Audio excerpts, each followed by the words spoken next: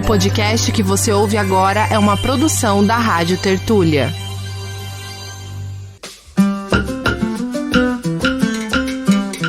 Oi, gente! Bem-vindo e bem-vinda a mais um episódio do podcast A La Cubana. Eu sou Bia Pasqualino e hoje tô aqui com um assunto pouco polêmico, quase nada.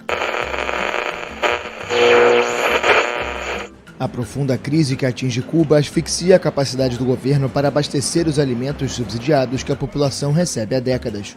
O pão no país está menor, o arroz chega a conta-gotas e produtos como azeite ou café se destacam pela ausência. Está faltando pão em Cuba, um alimento básico cuja escassez espelha a gravidade da fome que atinge o país. A falta de alguns alimentos e bens virou rotina, um símbolo de um modelo econômico socialista em crise, algo agravado por sanções dos Estados Unidos. O governo reconhece. Que Cuba está vivendo uma crise econômica e alimentar, a gente já sabe. Mas será que a fome chegou em Cuba? E a tal canastra básica, que é a cesta básica que o governo subsidia para os cubanos, ela não serve de nada mais? Por que está faltando alimento em Cuba? Se você quer uma resposta na lata, sim ou não, para cada uma dessas perguntas que eu fiz, esse podcast não é para você. Desculpa, tive que falar. É que aqui a gente é do pensamento complexo, não dá para ser binário não, ainda mais falando da Ilha Socialista do Caribe. Ali, nada é simples de entender.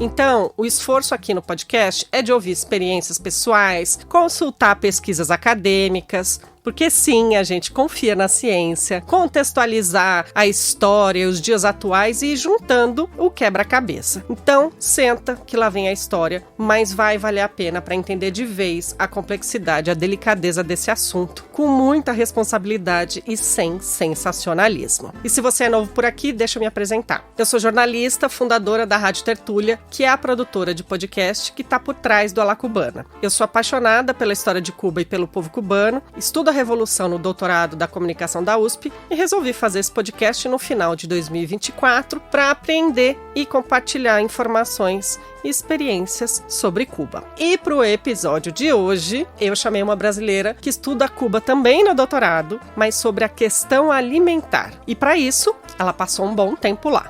Bom, Bia, eu tô rindo porque é de nervoso, né? Porque essa pergunta é um pouquinho espinhosa. Então, essa aí é a pesquisadora Beatriz Cornacchia, respondendo a minha singela pergunta se os cubanos passam fome. Mas calma, ela explica direitinho a situação que ela encontrou quando estava lá em Cuba em 2024. Eu apliquei a escala latino-americana de segurança alimentar no município de Guantánamo. Eu entrevistei 77 domicílios e convivi com outras pessoas. A gente vê essa palavra fome ou a questão alimentar é um tema que está muito presente. O lugar mais vulnerável do Brasil, por exemplo, é pior que o lugar mais vulnerável de Cuba. Ou seja, e eu estou falando da 9ª economia mundial.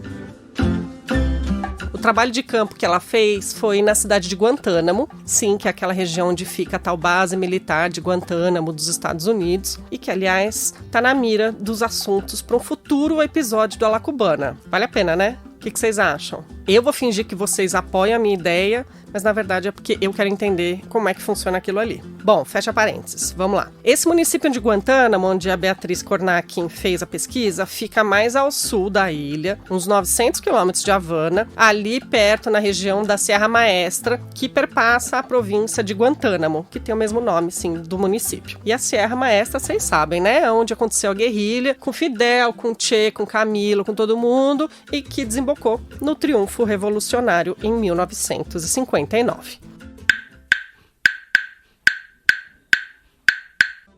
Então vamos lá. falar de soberania alimentar em Cuba é polêmico, tá cheio de fake news, é só dar um Google aí pra você ter uma noção do buraco que tem de informação e desinformação e de mentira, enfim. Fica difícil saber o que é real, o que é delírio, mas enfim. Toda essa questão de alimentos em Cuba teve novos capítulos depois da pandemia da Covid-19, que acertou Cuba em cheio por causa do turismo, né, que ficou zerado. Vocês sabem que o turismo é a principal economia de Cuba. E claro que também a gente não pode não considerar as décadas e décadas de bloqueio dos Estados Unidos e que influencia diretamente o que está na mesa dos cubanos. E é claro que o novo governo do Trump não vai facilitar em nada a situação de Cuba, muito pelo contrário, não é mesmo? Para você ter uma ideia, Cuba ficou de fora das taxas anunciadas pelo Trump. Parece bom, né? Mas não, sabe por quê? Porque as sanções aplicadas a Cuba já são altas, as taxas, inclusive. E essa explicação não sou eu que estou dando, não. É o próprio governo Trump.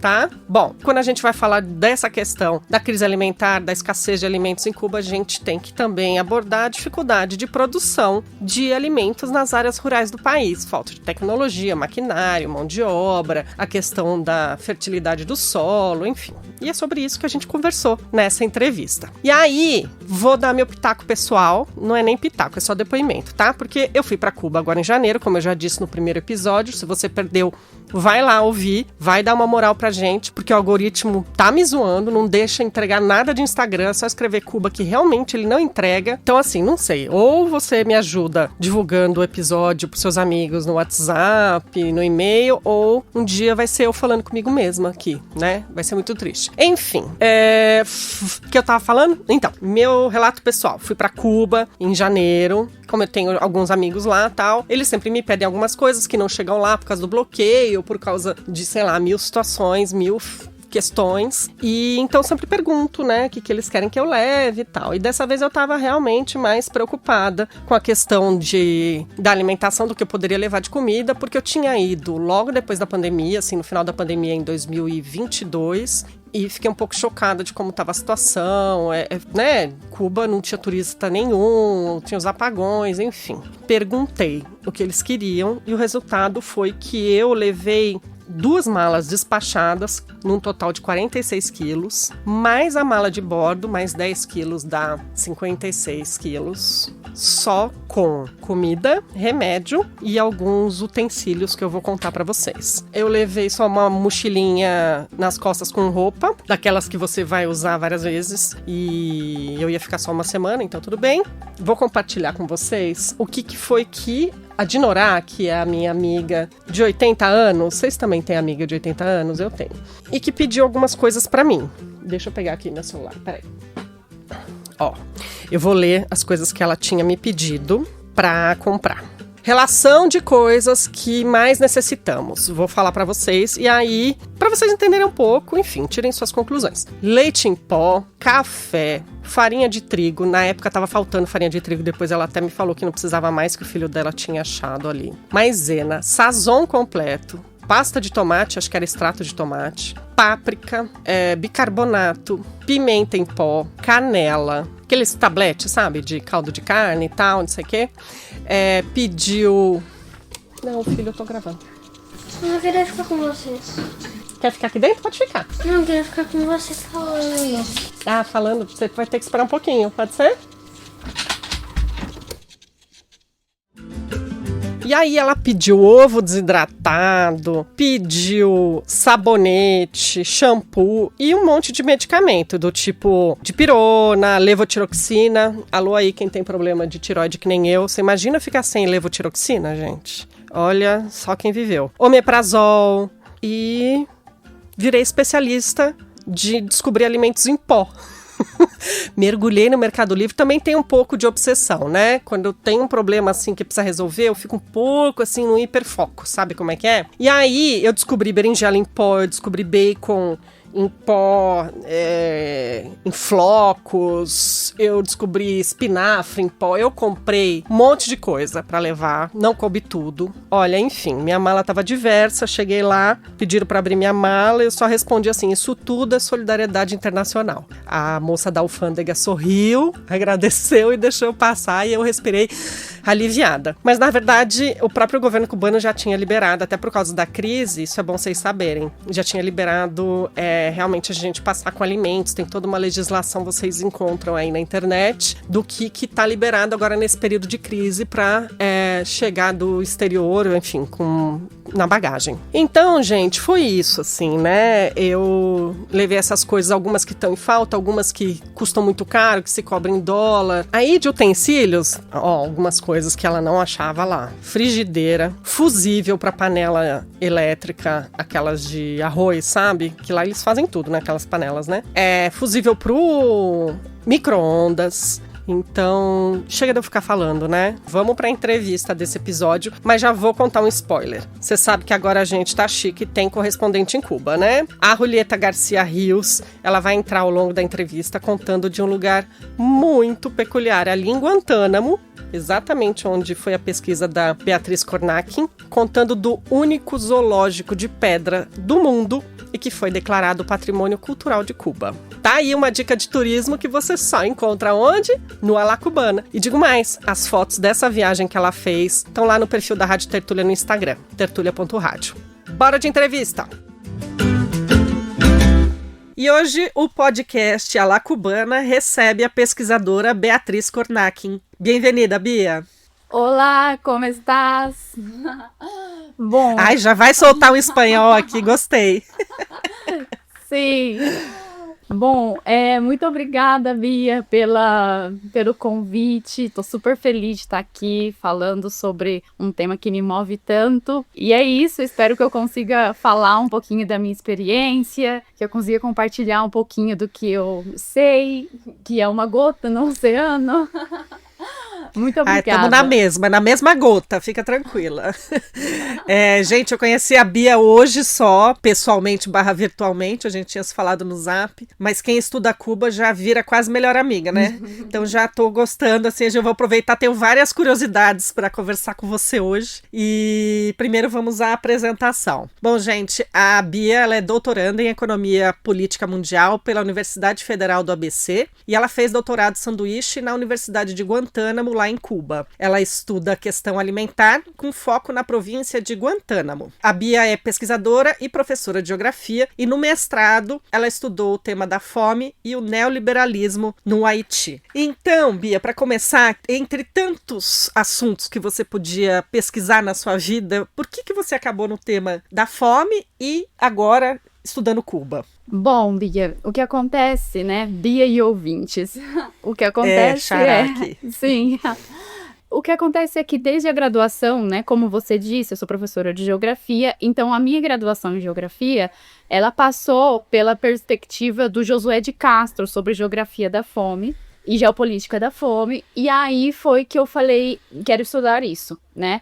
Então, na graduação eu estudei a questão alimentar das políticas de combate à fome aqui no Brasil. E aí, quando eu estava no finalzinho da monografia do TCC, eu então, fazendo uma análise, né, dos dados dos países latino-americanos, eu me deparei com os elevados índices do Haiti. E aí, então, no mestrado eu fui para o Haiti. E no doutorado, quando eu chego no doutorado, eu quis continuar estudando o Caribe e as relações do Caribe, porque é uma relação muito complexa com os Estados Unidos da América, né? E aí, então, continuar na temática alimentar, mas desde uma outra perspectiva, ou seja, se eu tenho, no caso do Haiti, um mercado super liberalizado, e a gente tem um cenário X de fome e insegurança alimentar, como que a gente vê isso num país que a gente tem uma economia planificada e que tem um maior controle acerca da formulação de suas... maior autonomia, né?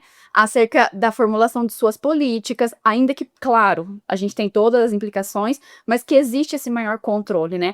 Como que isso é feito, como as políticas e a realidade da questão alimentar, ela é dada num cenário de maior autonomia, pelo menos na formulação de políticas acerca desse tema. E, claro, né, além disso, tem toda a nossa perspectiva latino-americana de crítica ao capitalismo, do símbolo que Cuba tem no nosso pra gente, né? Então, entender isso foram coisas assim que foram envolvendo a pesquisa. Mas vamos lá, voltando para seus estudos que começaram lá com Josué de Castro, eu queria compartilhar com você que acho que foi em 2023, eu fiz um podcast chamado Ciência da Fome, que justamente pegava os estudos do Josué de Castro e da Carolina Maria de Jesus, a escritora, e discutia toda essa questão da fome no Brasil. E por que eu tô falando isso? Bom, quem quiser ouvir, já vou deixar na descrição do episódio, porque tem a ver com esse tema que a gente vai falar aqui, mas porque o último episódio, eu fiz uma entrevista com o Frei Beto, né, o teólogo e escritor Frei Beto, que, para quem não lembra, ele foi um dos responsáveis do Fome Zero nos primeiros mandatos do presidente Lula, e hoje ele está assessorando o governo cubano no chamado Plan SAN, que é o Plano de Soberania Alimentar e Nutricional de Cuba, que tem apoio da FAO, que é a Organização das Nações Unidas para Alimentação e Agricultura. Bom, nessa entrevista, Bia, ele falou assim para mim: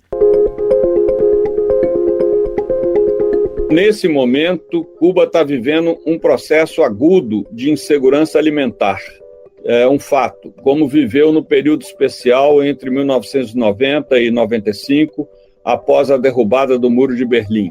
Então, o Plano SAN está sendo acelerado justamente para sanar essa dificuldade. Não há fome em Cuba, mas há insegurança alimentar, ou como eu digo lá, o cubano não tem fome, mas tem muito apetite, ou seja, não está podendo comer aquilo que ele gosta, mas é o que tem.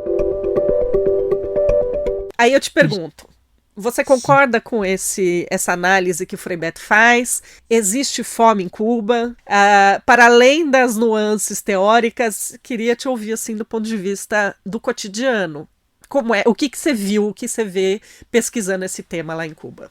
Bom, Bia, eu tô rindo porque é de nervoso, né? Porque essa pergunta é um pouquinho espinhosa e você me colocou uma citação de uma pessoa que é muito importante, né, para a história de Cuba, não só para a temática alimentar. O que acontece? Eu acho que aí é muito bom que você cita Josué de Castro, e eu já anotei aqui o podcast que eu quero escutar. Quando a gente fala do tema da fome, né, a gente sabe que é uma palavra, é um termo que ele é muito polêmico em si. E a gente pode até dizer que é um tabu, né?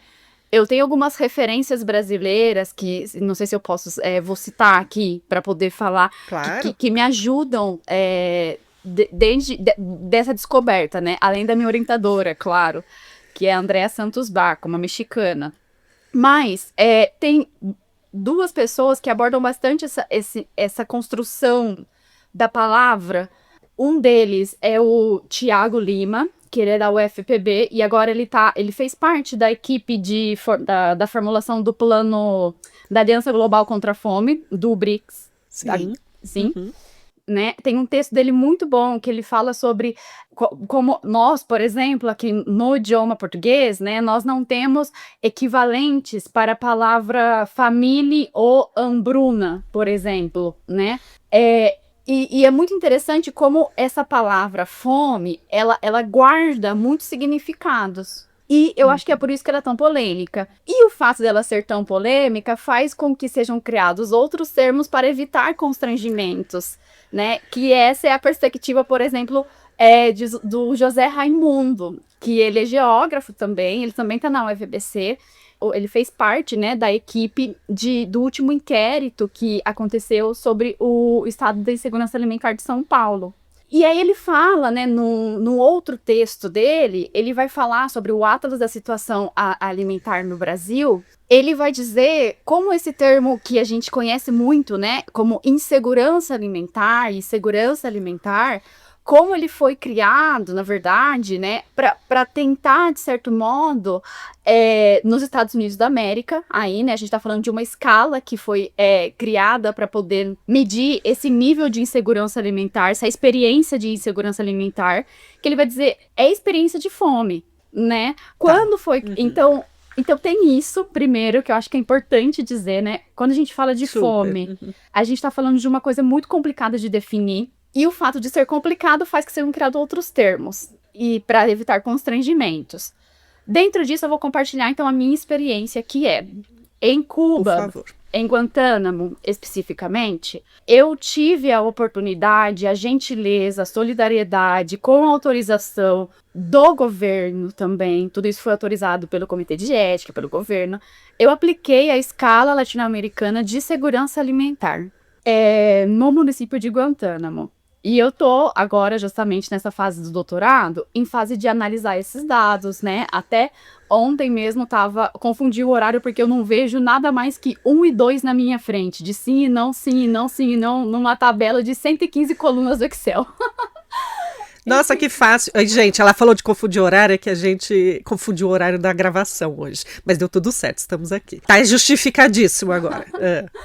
E aí, o que acontece existe uma situação de insegurança alimentar por grande parte dos municípios que eu visitei.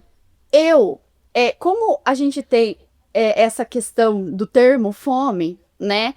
Se você pergunta para os cubanos, para alguns, tá? Eu não vou falar por todos. Eu entrevistei 77 domicílios e convivi com outras pessoas. A gente vê essa palavra fome ou a questão alimentar é um tema que está muito presente, tá? Então, eu tenho pontos de divergência nessa afirmação. Inclusive porque o cenário cubano, ainda que exista uma política de tentar garantir uma maior igualdade regional, existem as desigualdades regionais. E eu, por exemplo, estive no extremo oriente do país. Então, só para a gente ter uma noção, existem muitos alimentos que são importados, e muitos deles, né, especialmente os alimentos, 50% dos alimentos da canasta básica, né, que é a cesta básica, que o cubano que são os alimentos subsidiados, que o cubano pode acessar nas bodegas, por exemplo, pelo menos 50%, não mais, é importado. Essa importação, ela chega especialmente no Porto de Havana. Então, por exemplo, a farinha, né? A farinha que é um item fundamental para Cuba porque tem um pão diário por um peso que é garantido pela canasta. O tempo que essa farinha chega em Havana, por exemplo, é muito diferente do tempo que chega em Guantánamo. Que é na outra ponta daí. Que é na outra ponta. E aí você fala, bom... E aí a gente adiciona mais um elemento aí muito importante, que é o país está com uma crise de combustível. Então, ainda que o transporte de alimentos e a produção, né, a temática alimentos é uma prioridade para Cuba, e isso é fenomenal, né? O país ele está prontamente para produzir alimentos e garantir alimentos para a sua população. E isso é visto em todos os meios. Não há como negar que a formulação de políticas em Cuba, ela vem funcionando para isso. Isso não há como negar, né? Ela vem funcionando para isso. Mas existem muitos entraves que têm a ver com a questão, né, do cenário econômico internacional, não só o bloqueio, como a elevação dos preços de commodities, né, como o próprio trigo, por exemplo, e questões internas também, claro, que fazem com que eu pare para refletir um pouquinho mais sobre essa afirmação do queridíssimo, né, claro, e super referência, Frei Beto. Por exemplo, o Plan SAN, que ele ajudou a formular, tem uma cartilha de aplicação, que é uma coisa linda. Ou seja, para que o Plan SAN seja... aterrize, né, que não seja algo só nas leis, que ele aterrize de fato, que essas dimensões sejam discutidas com a comunidade. Essa cartilha é super didática, que é uma cartilha de entendimento e construção do que a comunidade pode fazer para melhorar a sua alimentação desde o que existe. É lindo. E também muito importante dizer que, a partir desse Plan SAN, isso inspirou, inclusive, a criação da Lei Nacional 148/2022, que é a Lei de Soberania e Segurança Alimentar e Nutricional em Cuba. Então, enfim, né, a gente tem muita coisa para falar. Daí, eu acho que eu fiz justamente o que eu disse que é feito para evitar constrangimentos, porque... Mas, enfim, eu acho muito difícil uma afirmação dessa categórica, assim, e acho que, enfim, simplesmente refletiria um pouquinho mais sobre essa afirmação. Claro. Exato. Sim. Não, deu para entender o seu raciocínio, e eu acho que, enfim, você também não ouviu essa entrevista, então só tirei um trecho, então depois vale, porque o próprio Frei Beto contextualiza tal, então vale todo mundo ouvir depois, mas é porque a grande questão, eu acho que todo mundo quer uma resposta muito simples de, tem fome em Cuba, né? As pessoas querem uma resposta sim ou não, né? E enfim, independente Bia, de sim ou não, existe um problema dado, né? Pode falar. Existe. Eu às vezes, né, é uma realidade. Quando você chega, primeiro você tem uma Cuba na sua cabeça, antes de você ir para Cuba. E aí você tem uma Cuba no primeiro mês que você fica, na primeira semana, e eu fiquei 10 meses. E aí, Sim. todos os dias isso vai mudando. E aí você tem outra informação que quando você chega. Que aí você fica num não lugar de não lugar, assim, sabe? Você fala, mas porque o que acontece? Primeiro, quando você chega lá, né, você vê que de fato, eu não posso dizer, seria ilusão, seria mentira, né, da minha parte, dizer que, por exemplo, um cenário semelhante ao que eu estudei, eu não fui ao Haiti, mas é muito longe, né? É muito longe um cenário vivenciado, por exemplo, por Haiti, que está muito perto, inclusive Guantánamo está super pertinho, né? Do cenário logo ali haitiano. É muito diferente o cenário cubano do cenário haitiano. Isso Você diz em perspectiva da fome, do quão grave e visível, entendi. Exatamente, é muito diferente.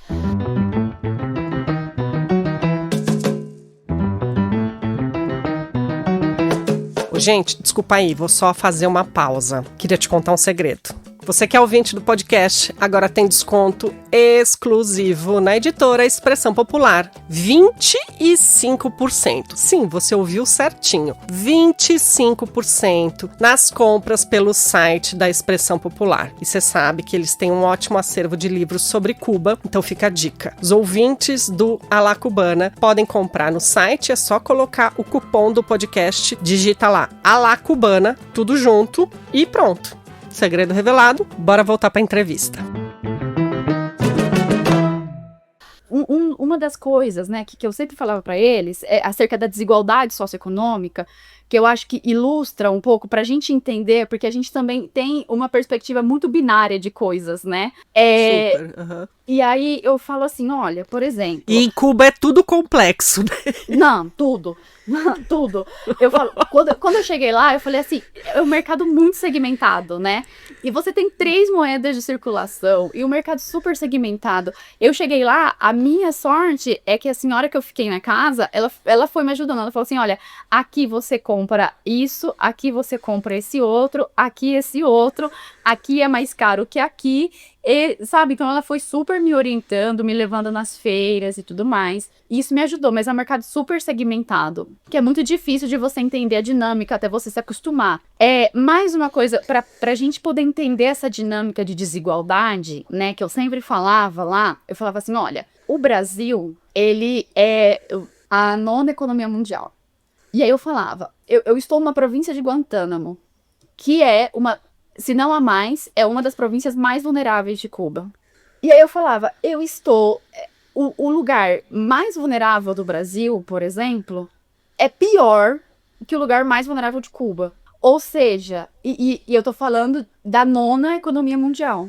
Para entender, então eu tentava conversar, eu acho que esse exemplo ajuda a gente a entender um pouco, né, essas diferenças de complexidade acerca de um cenário de dificuldades de acesso a muitas coisas, mas que a desigualdade socioeconômica ali dentro ainda que está crescendo, né, mas ainda não é tão exacerbada assim como a gente vê por aqui. Então, eu sempre utilizava esse exemplo, porque, por exemplo, né, vamos voltar agora à afirmação do Frei Beto. Como a canasta básica, ela garante alimentos muito... a canasta, eu acho que esse esclarecimento, né, é importante. Basicamente, é uma lista, são itens alimentícios, e no meu caso, né, eu fiquei focada mais nos itens alimentícios. São itens que o cubano pode ir num ponto específico de venda estatal, que são as famosas bodegas, e ele retira esses alimentos, que ele tem uma cota mensal ali para ele ou diária, né? Depende. Se é pão, é diária, mas a maioria dos itens são mensais, né? E aí, O que vem nessa canastra, só pra gente visualizar melhor? Que tipo de produto de alimento? Exato. Isso é muito importante, porque ajuda a gente a entender essa dificuldade crescente que Cuba vem passando. Uma das perguntas que eu fiz no questionário que eu apliquei foi: a canastra já teve maior quantidade de alimentos? A canastra teve mais variedade de alimentos? Então, por exemplo, antes a canastra, ela tinha uma maior variedade e ela representava maior porcentagem da população do cubano, ou melhor dizendo, especificamente do guantanameiro. E aí o que foi acontecendo com a intensificação da crise, e aí um ponto de fator que eles citam muito é o período especial e a Covid. Então esses dois momentos são de maneira criminosa, né? Durante a Covid a gente teve o recrudescimento das sanções, né, dos Estados Unidos da América para Cuba. Então, esses dois momentos, o período especial, que é importante, né, dizer, a gente está falando aí do fim do bloco da União Soviética, né, década de 90. Então, esse momento, e por que isso foi importante? Porque a União Soviética e Cuba tinham relações muito favoráveis, trocas favoráveis de comércio, né, que ajudavam Cuba a sobreviver em meio ao bloqueio imposto. Então, quando a gente fala do fim dessa relação, por conta do fim da União Soviética, a gente fala, então, de uma dificuldade crescente, que para esses cubanos que eu consegui conversar, foi, então, período especial e Covid, esses dois momentos que marcam essa diminuição dos itens da canasta básica, ou seja, os itens eles continuam ali na lista, né? Então você tem ovos, você tem arroz, você tem feijão, você tem óleo, você tem ovo, frango, por exemplo. Só que essa lista, quando você vê numa perspectiva histórica, né, quando você vê a frequência de quanto isso está sendo distribuído, de quanto isso está sendo disponibilizado, ela está caindo. E aí o que acontece? Qual que é o problema disso? O problema disso, aí entra de novo a questão da importação, que eu dei o exemplo da farinha, mas não é o único caso. O caso do arroz, que também é muito importado, quase a totalidade, ele também passa por essa mesma dinâmica de distribuição, que depende do transporte num país de crise de combustível, para chegar até províncias mais orientais, né, que a gente está falando aí de 1.000 quilômetros aproximadamente. Então, às vezes a gente tem um atraso. Então, o arroz, que poderia ser, que é o arroz, por exemplo, a gente está em março. Em tese, você deveria ir lá na bodega e retirar a sua quantidade, suas libras de arroz para a sua família. O arroz ainda de março pode ser que não tenha chegado, pode ser que esteja de fevereiro, né? E aí, qual que é o problema? A diferença de preço entre o mercado subsidiado e o mercado que não é subsidiado, o mercado, enfim, né, privado, o mercado livre agropecuário, que tem preços tops, né, que tem os preços topados. Mas esses preços topados, eles... Topados você quer dizer que são altos, é isso? Eu nunca tinha ouvido falar esse termo. É que assim, existe também, ou seja, no mercado livre agropecuário, né, e a gente coloca livre entre aspas, existe também um limite de preços que pode ser cobrado pelos itens. Tá, um mínimo entendi. E um máximo. Mas aí a gente tem o que eles falam, né, el de derecho y lo que pasa de hecho. E aí o que acontece é que, apesar que essa prática, existe uma fiscalização para que isso ocorra e tudo mais, como a gente tem um nível de vulnerabilidade muito grande, a gente tem uma série de questões aí complicadas de fiscalização mesmo, esses preços, eles nem sempre são praticados como deveriam ser praticados. E muitas vezes os alimentos são oferecidos num preço além, né, acima desse preço topado, tá? Então, só para a gente ter um exemplo, assim, o ovo, que é um alimento que está garantido na canasta, ele, por exemplo, em Guantánamo, tinha meses que demorava bastante para chegar. E aí você tem 5 ovos e você paga pouquíssimo por isso, assim, sabe? Você paga 5 pesos. Isso é o ovo na canasta, subsidiado. No mercado, na rua, né? No mercado de calle, por exemplo, você encontra ovo por 100, 120 pesos. É uma diferença muito... Nossa. Um ovo. Sim. E aí a gente tá falando de um salário médio, de 4 mil pesos. E essa diferença entre o que é subsidiado e o que não é muito grande. Então, quando o alimento que é subsidiado demora para chegar ou não chega, fica muito difícil do consumidor cubano acessar esse outro mercado privado. Sim, se explica bastante, sim. E a gente, como turista, vê, né? Isso lá, né? Porque a gente... Quer dizer, você estava como estudante. Mas, enfim, às vezes que eu fui para lá como turista, o preço em dólar ou em cookie, enfim, é muito diferente do cobrado, né? Nessas bodegas, enfim. E eu queria aproveitar e te perguntar uma coisa. Por que Cuba tem tanta dificuldade de produzir seus próprios alimentos? Porque eu ouvia, às vezes, os próprios cubanos, enfim, falando, todo mundo agora tem diploma universitário, algumas pessoas falavam isso, tem diploma universitário, então ninguém quer ficar no campo. Isso explica tudo? Isso é verdade? Isso não é? Né? Queria que você contasse um pouco, porque é isso que você está falando, vem muita importação e tal. Pode muita gente pensar, então, mas não é só eles irem plantar que acaba esse problema? Como que você responde a isso? Bom, vamos lá. A gente tem primeiro, isso é em partes, primeiro, essa afirmação em partes, ela é parte da verdade, né? Existe um êxodo rural.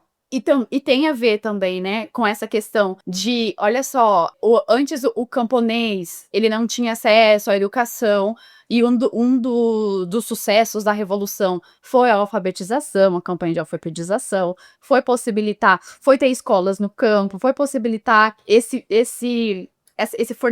fornecer ensino superior, técnico, para os filhos dos camponeses, os próprios camponeses, e a gente tem esse êxodo rural, e aí o êxodo rural ele não é uma particularidade de Cuba, né? A gente vive isso na América Latina, essa é uma tendência mundial, né? Agora, a gente tem outras questões que são a atividade rural, né? Eu acho isso muito importante, porque geralmente a gente tem uma tendência, né? A gente que vive aqui no meio, né, de sentado, não que isso seja fácil, né? Não é fácil também, né? Mas existe uma diferença entre os... Brutal, no caso, né? Brutal. Entre o trabalho rural, né? Ou o trabalho, as atividades que estão relacionadas ao rural e as atividades que estão relacionadas ao urbano, se a gente ainda entende essa dicotomia, né? Porque essa dicotomia também, hoje, ela já nem é mais tão real assim. Mas, né, para ilustrar, né? As atividades que a gente pensa mais de cultivo da terra, elas são bem pesadas. E aí o que acontece? A gente está falando de um cenário de dificuldades de acessar maquinários, porque aí eu tive a belíssima oportunidade, eu não posso, enfim, né, eu sempre que eu vou falar dessa minha experiência do doutorado sanduíche, eu sempre vou agradecer muito, muito, muito a todas as portas que todos os cubanos, o governo cubano, o partido, me abriram, a Universidade de Guantánamo. Eu preciso falar disso, porque sem isso a minha pesquisa ela não seria feita, né? Me possibilitaram aplicar a escala, eu visitei cooperativas, né? E eu pude conversar com camponeses, com presidentes das cooperativas. E aí a gente tem um cenário no qual existe uma falta muito grande de insumos agrícolas, de maquinário no geral. E aí você fala, bom, pode ser utilizado, por exemplo, né, os insumos fertilizante, herbicida, esses insumos que eram muito fornecidos também, que aí a gente está falando também do período especial, ou seja, além das trocas que possibilitavam divisas para Cuba e tudo mais, quando a gente fala da União Soviética, a gente também está falando de fornecimento de insumos importantes para a produção de alimentos, né? Que aí a gente tem uma diferença muito grande, que a Joana, justamente, né, a Joana Salem Vasconcelos, que é uma grande pesquisadora também de Cuba, né, ela vai falar justamente dessa história agrária, né, da Revolução Cubana, e aí, ou seja, há uma mudança muito grande na perspectiva de produção de 90, da Revolução, né? Desde a Revolução. E aí, em 90, e aí assim, né? Da Revolução até 90 acontece uma série de coisas, de reformas agrárias e tudo mais. Mas para ser mais sucinta, né? Essa década de 90, desse período especial, em tempos de paz, né? Vai marcar aí um ponto de ruptura muito importante para Cuba, que é essa dificuldade de acesso a insumos, a maquinário, e como alternativa vem a produção agroecológica. Só que ela tem as suas dificuldades inúmeras também. Então, por exemplo, uma das coisas que eu falava bastante com os campesinos, que era uma queixa de quase todos, é essa dificuldade de acessar maquinário, porque aí a gente está falando como que é arar a terra sem ter um trator. Aí você pode me responder, bom, é tração animal, né? E aí eu vou te dizer, mas infelizmente existe uma alta taxa de roubo de gado dos animais que são utilizados para arar a terra. Então você tem muitos camponeses que eles estão sem ferramentas para poder potencializar a produção. E aí existem outras questões também. Por exemplo, se eu tenho dificuldade de combustível, se eu estou passando por uma crise energética, o sistema de irrigação e de bombeamento de água, ele fica comprometido também. Isso vai atrelar, vai estar muito, muito, muito, muito ligado não só à diminuição, mas também da produção agropecuária, ou melhor, a dificuldade, mas também no sentido de dificuldade de variedade. Então, muitas fincas, né? Lá, fincas são, como a gente chama aqui, roça, terreno, né? As fincas, lá, muitas delas, eles diziam, olha, antes, o forte dessa finca aqui antes era produção de hortaliças. Mas hortaliça demanda muito mais cuidado, demanda mais água. Então, como a gente passou a ter menos insumo, tem a crise energética, a gente planta plátano, né? Que é banana, basicamente, mas banana que lá eles entendem mais como acompanhamento, como batata, mandioca. E aí, só queria deixar claro que, assim, essa foi o que eu observei a partir dessa experiência de Guantánamo.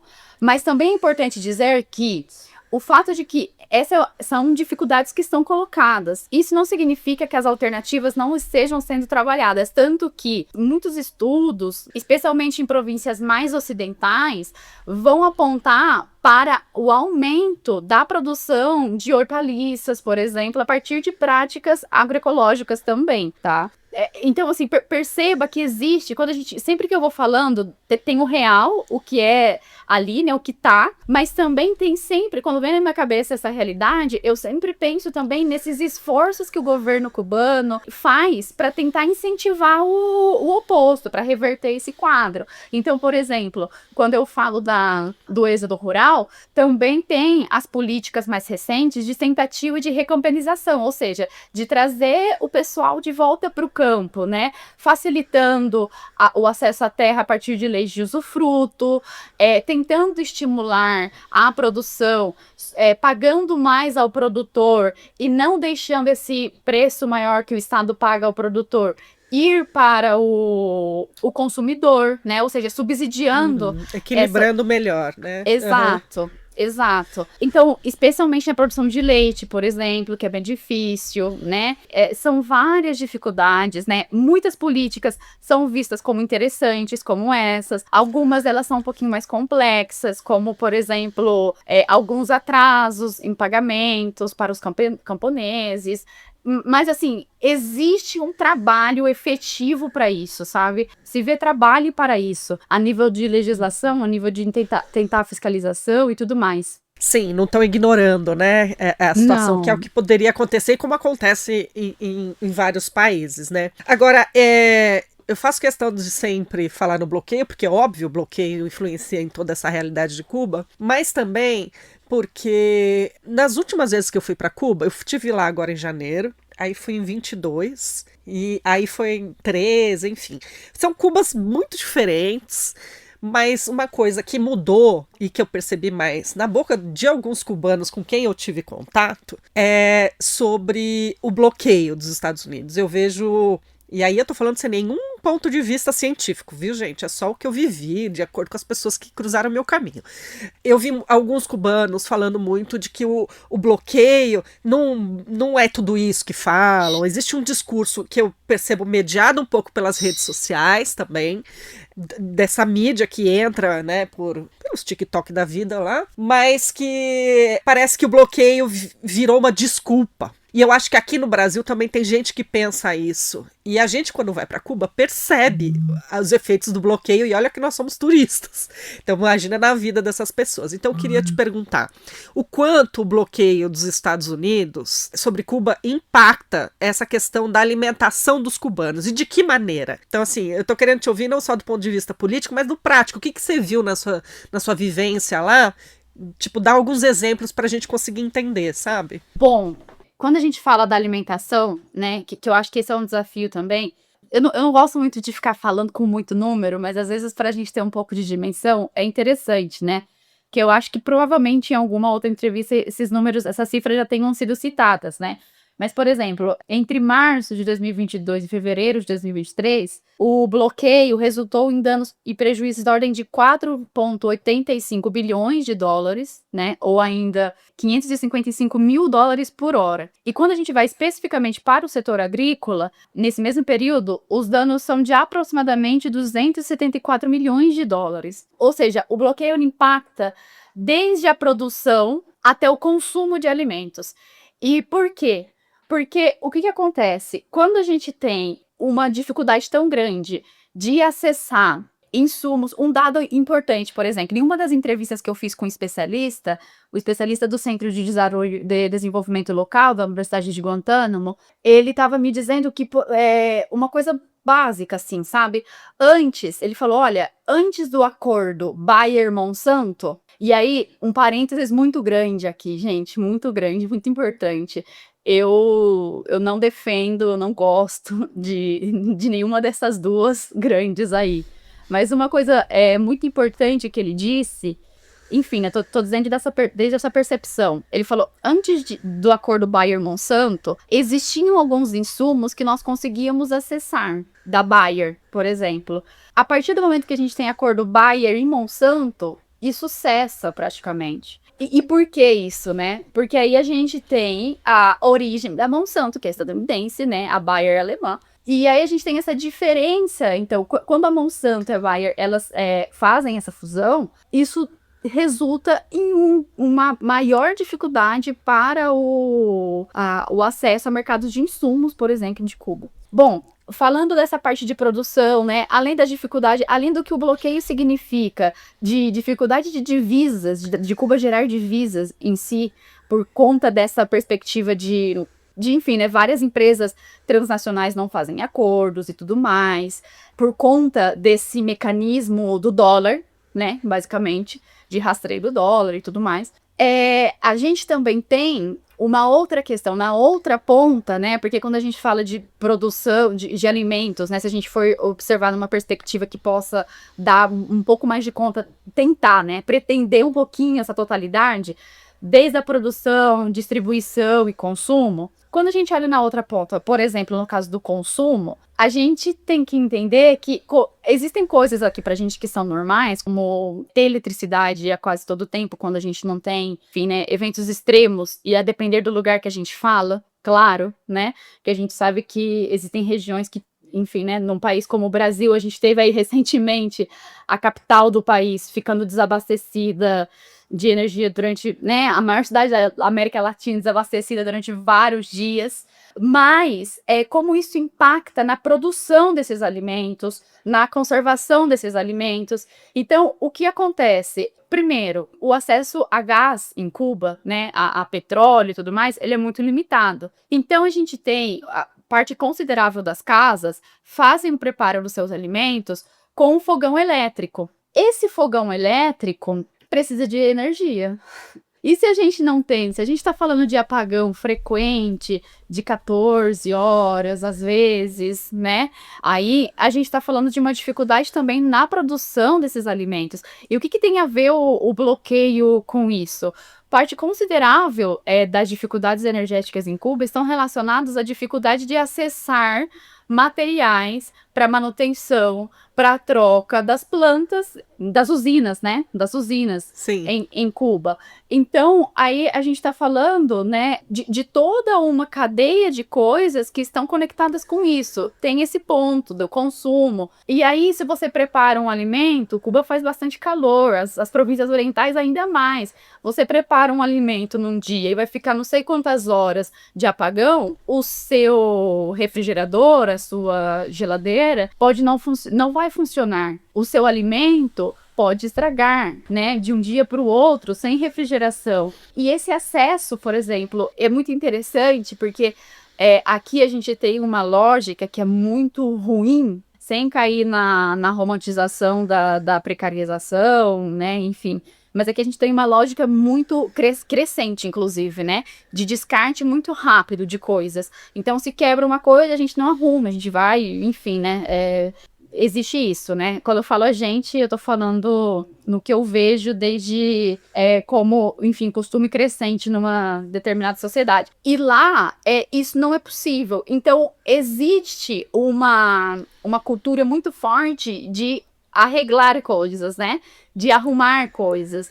Só que, e é muito interessante porque, por exemplo, a dinâmica de tempo nossa aqui, por exemplo, se estraga, né, alguma coisa da nossa casa, um eletrodoméstico, a geladeira, por exemplo, a gente vai em um lugar, a gente compra o que precisa, as ferramentas que estão necessárias, os parafusos necessários, voltamos e arrumamos, ou chamamos alguém para arrumar. Às vezes lá, para você conseguir um tipo de parafuso ou um tipo de ferramenta específica, você tem que ficar um bom tempo andando por aí para ver se você encontra, para então conseguir arrumar. Vou te interromper só para que eu tenha um depoimento pessoal sobre isso. Porque essa questão do apagão, por exemplo, né, Bia? Eu tenho contato com gente que está em Havana, eu tenho contato com gente que está em Santa Cruz del Norte, e eu vejo, por exemplo, na casa de uma pessoa que é num bairro específico ali, não tem tanto apagão. É muito um nicho de Havana. Mas tem gente que mora mais pro centro, que tem apagão todo dia, sei lá, 2, 3 horas. Aí se eu vou falar com essa minha amiga que tá em Santa Cruz del Norte, que é mais no interior do país, ela fala que tá 14 horas de apagão diário. Então, enfim, só para ilustrar um pouco para quem tá ouvindo, o tipo de dificuldade, porque são dificuldades que a gente aqui nem pensa. É uma coisa assim que a gente nem, se a gente quiser, não é que a gente não tá consciente, é tudo automatizado na nossa cabeça, né? Então vai criando, o bloqueio vai criando esses bloqueios no cotidiano, né? Então eu queria caminhar agora para o final da entrevista, Bia, e te pedindo uma recomendação para os nossos ouvintes do podcast que gostam de Cuba. O que você daria de dica cultural, assim, sei lá, uma música, um filme, um livro? Bom, tem bastante recomendação. Eu acho que tem um documentário bem interessante que chama Breton Não É um Bebê, mas tá em espanhol. Mas que ele tem uma perspectiva mais ou menos parecida. Não sei se alguém chegou a ver aquele Cuba e o Cameraman na Netflix. Esse eu vi. Uhum. Isso, que pega diferente, né? Tem essa perspectiva histórica aí, interessante. Mas tem essa Breton é um Bebê, que vai desse realismo mágico, assim, né? Uma coisa meio... enfim, bem interessante.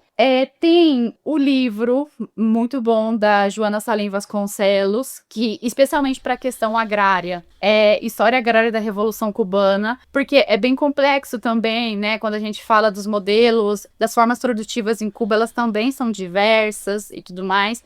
Vou fazer um parênteses aqui. A Joana Salem, gente, também vai vir no podcast, a gente vai falar justamente sobre esse livro. Então aproveita e já lê, que aí vira tipo um clube do livro, depois vocês escutam o podcast. Sim, pode retomar, Bia. Sim. E eu tenho a sorte de encontrar com elas nos corredores da UFABC. É mesmo, ela é de lá, tinha esquecido. Sim, e um dos motivos do porquê eu fui estudar Guantánamo foi porque eu via que muito material produzido sobre Guantánamo falava muito, muito, muito, muito sobre uma coisa que é a coisa que a gente justamente critica, né? Que é a base militar dos Estados Unidos. E aí eu fico, tudo que sabemos, né, sobre essa região. Exato, tudo que sabemos, né? Então, eu quis produzir material sobre outra coisa que não fosse isso, ainda que isso afete bastante. Inclusive, desde a perspectiva de desenvolvimento industrial, né? Enfim, porque é uma zona de paz, mas tem uma base ali, né? Enfim, até que ponto destinar investimento para industrializar uma área que tá potencialmente em risco é interessante, né? Mas assim, voltando, Claro. então, ou seja... Sim, né? esse é outro podcast. Esse é outro, sim. E aí, desde essa disso, né, dessa constatação, tem um poema que eu fiquei encantada quando eu escutei. Ele tá em espanhol, e aí eu posso fazer esclarecimentos, né? Que basicamente esse poema, ele chama Guantánamo, e eu fiquei encantada porque é justamente isso, né? Essa crítica a partir de elementos que existem em Guantánamo, Cuba, que para mim são lindos, né? E esse poema é de autoria, enfim, eu já tinha escolhido esse poema antes de que eu tinha visto esse poema em uma apresentação, antes do autor ser meu marido, então não estava enviesada nessa época. Não é jabá, gente, tá esclarecido. Tá. Mas chama Guantánamo no poema. E são muitas referências de pontos turísticos de Guantánamo, da província de Guantánamo. Baracoa, o Rio Guazo, um sítio de pedras que um camponês, ele fez um zoológico de pedras. Basicamente, ele entalhou Olha só. em pedras animais. Sim, Gente, que trabalho. Que fica no município de Iateiras.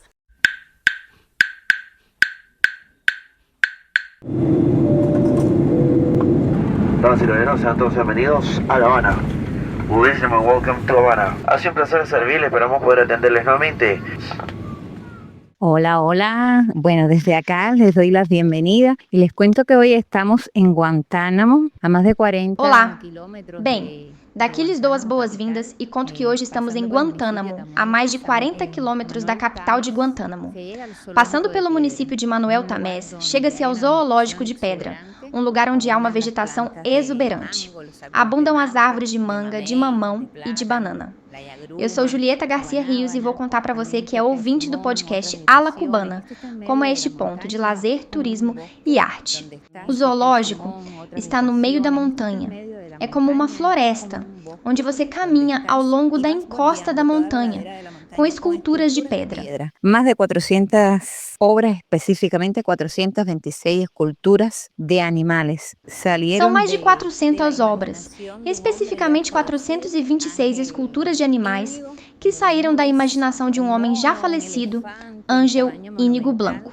Aqui você pode ver tanto um macaco quanto um elefante em tamanho monumental, como também uma gatinha com sua cria. E cada peça foi esculpida na pedra calcária da região, nenhuma foi movida. Onde havia uma pedra, Ángel esculpiu. Um homem que talhou e fez essas esculturas a partir de sua imaginação. Ele não estudou artes plásticas, era um criador empírico. E contam que, enquanto vivia aqui nesta região, ele ia criando, mas também trabalhava a terra, era um camponês. Era un campesino. Bueno, acá en el Zoológico de Piedra me encuentro con uno de los visitantes que es italiano. ¿Tu nombre es? Pasquale. ¿Qué te ha parecido la visita? Bem, aqui no Zoológico de Pedra, encontrei um visitante que é italiano. Qual é o seu nome e o que achou da visita ao Zoológico de Pedra? Muito bonito por causa do aspecto cultural e do ambiente. O ar que você respira aqui, estar junto com a família e toda a história me surpreendeu porque até você ver não pode imaginar. É algo muito lindo. Encontra una cosa muy hermosa, lindísima. ¿Y la mamá? Bueno, ¿qué te parece? ¿Tú eres guantanamera? Sí, soy guantanamera. Sou guantanamera. E você já tinha vindo aqui antes? Claro, não é a primeira vez que venho e tudo está lindo. Muito bonito, muito confortável. Bueno, muchísimas gracias. La verdad que Muito obrigada. Realmente é uma visita recomendada.